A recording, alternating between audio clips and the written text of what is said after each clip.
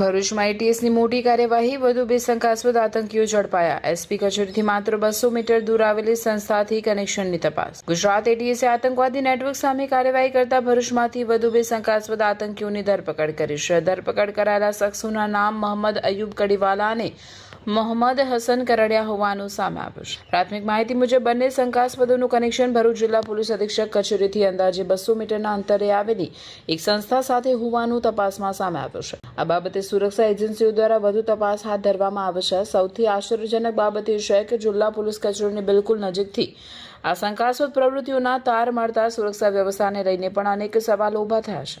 એટીએસની પ્રાથમિક તપાસમાં ભરૂચ અને નવસારી જિલ્લામાં આતંકી નેટવર્ક ફેલાયેલું હોવાના સંકેતો મળ્યા છે. તપાસ એજન્સીઓ બંને આરોપીઓના સંપર્કો, ફંડિંગ, સંસ્થાકીય જોડાણો અને અન્ય સંભવિત સહયોગીઓ અંગે ઊંડાણપૂર્વક તપાસ કરી રહી છે. હાલ એટીએસ દ્વારા સત્તાવાર રીતે વધુ વિગતો જાહેર કરવામાં આવી નથી. તપાસ પૂર્ણ થયા બાદ સમગ્ર મામલાની સંપૂર્ણ હકીકત સામે આવશે.